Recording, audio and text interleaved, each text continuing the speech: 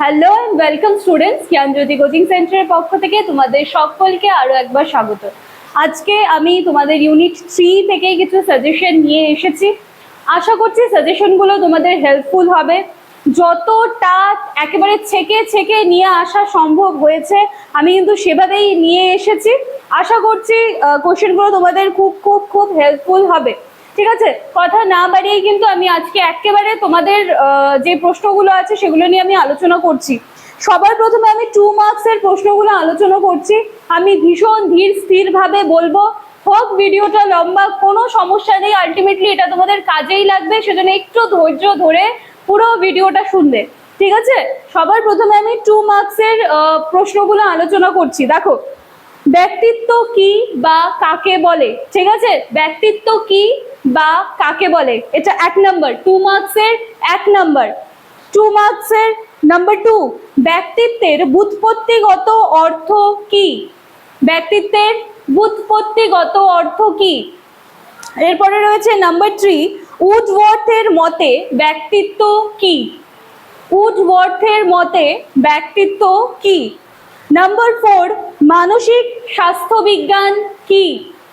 মানসিক স্বাস্থ্যবিজ্ঞান কি? পরবর্তী, মানসিক স্বাস্থ্যবিজ্ঞানের একটি উদ্দেশ্য। মানসিক স্বাস্থ্যবিজ্ঞানের একটি বলো বা দুটি, মোটামুটি তোমরা 3টা উদ্দেশ্য কিন্তু দেখে যেও। ঠিক আছে, মানসিক স্বাস্থ্যবিজ্ঞানের চলো যেটা 3টি উদ্দেশ্য করে দিচ্ছি।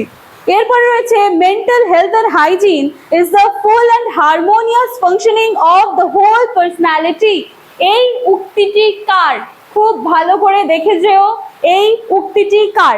Mental health and hygiene is the full and harmonious functioning of the whole personality. এই উক্তিটি কার বা কে বলেছেন? পরবর্তী প্রশ্ন, উত্তম মানসিক স্বাস্থ্যের লক্ষণ আলোচনা করো। উত্তম মানসিক স্বাস্থ্যের লক্ষণ আলোচনা করো।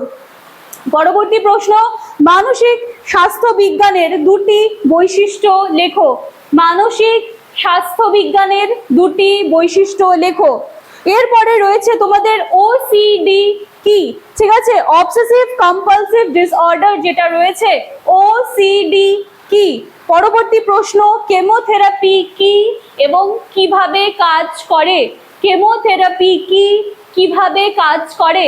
এর সাথে সাথে 2 নম্বরের প্রশ্নগুলো শেষ হচ্ছে। ঠিক আছে, এরপরে আমি নাম্বার 5 এর গুলো আলোচনা করছি। দেখো, নাম্বার 5 এর প্রথম প্রশ্ন, ব্যক্তিত্বের বৈশিষ্ট্য বা প্রকৃতি আলোচনা করো। ব্যক্তিত্বের বৈশিষ্ট্য বা প্রকৃতি আলোচনা করো। পরবর্তী প্রশ্ন নাম্বার 5 এর জন্য, মানসিক স্বাস্থ্য বিজ্ঞানে বিদ্যালয়ের ভূমিকা কি?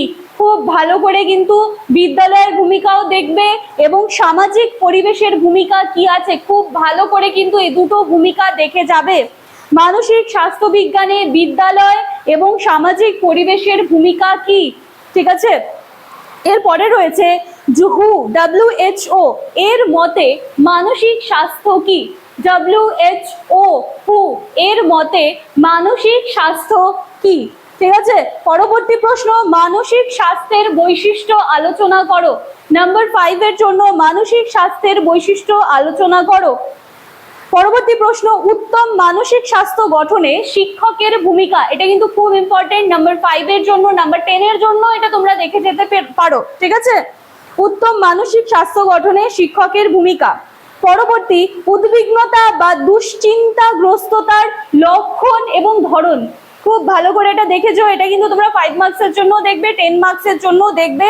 আমি আরেকবার রিপিট করে দিচ্ছি, উদ্বিগ্নতা বা দুশ্চিন্তাগ্রস্ততার লক্ষণ এবং ধরনগুলো কি আছে। ঠিক আছে, পরবর্তী প্রশ্ন, উদ্বেগের চিকিৎসা বা প্রতিকার। উদ্বেগের চিকিৎসা বা প্রতিকার, এটা দেখে যেও 5 মার্কসের জন্য।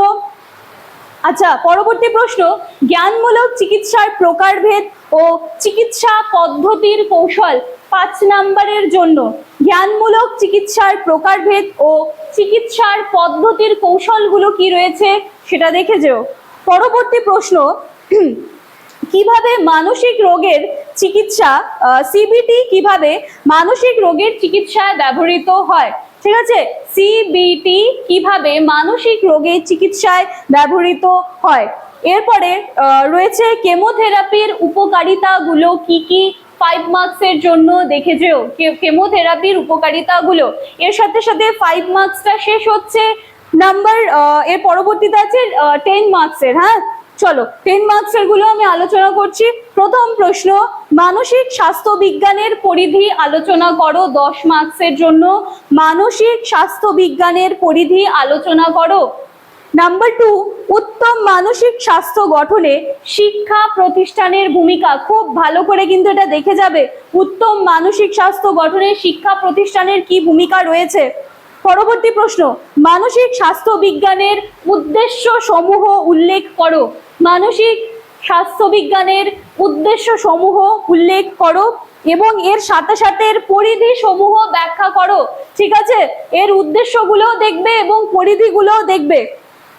পরবর্তী প্রশ্ন, উদ্বেগ বা দুশ্চিন্তাগ্রস্ততার কারণ কি, কারণগুলো লিখবে এবং এর লক্ষণগুলো কি কি রয়েছে সেটাও কিন্তু খুব ভালো করে 10 মার্কসের জন্য দেখে যাবে। এর পরবর্তীতে রয়েছে অবসাদ। ঠিক আছে, অ্যাংজাইটি, অবসাদ প্রতিরোধে পিতামাতা ও শিক্ষকের ভূমিকা ও উপাদান আলোচনা করো। শিক্ষকের ভূমিকাটা খুব ভালো করে দেখে যাবে, উপাদানগুলো খুব ভালো করে দেখে নিও 10 মার্কসের জন্য।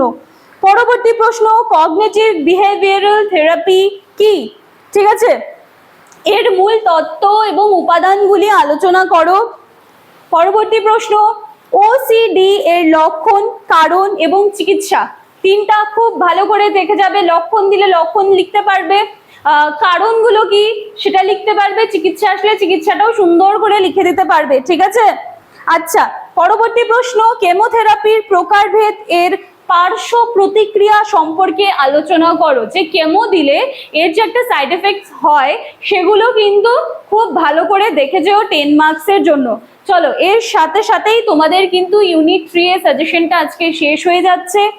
যতটা সম্ভব একেবারে বাছাই করে নিয়ে আসা যায় আমি কিন্তু সেই চেষ্টা করেছি। আশা করছি এগুলো তোমাদের কাজে লাগবে, হেল্পফুল হবে। আমি ভীষণ ধীর স্থির ভাবে বলেছি, সুন্দরভাবে পজ করে করে কিন্তু জিনিসগুলো শুনে নাও, সুন্দর করে জোগাড় করো, উত্তরগুলো ভালো করে পড়ে যাও, খুব সুন্দরভাবে পরীক্ষা দাও। তোমাদের সবার এক্সামের জন্য অল দ্য বেস্ট। দেখা হচ্ছে পরবর্তী সেমিস্টারে। Thank you.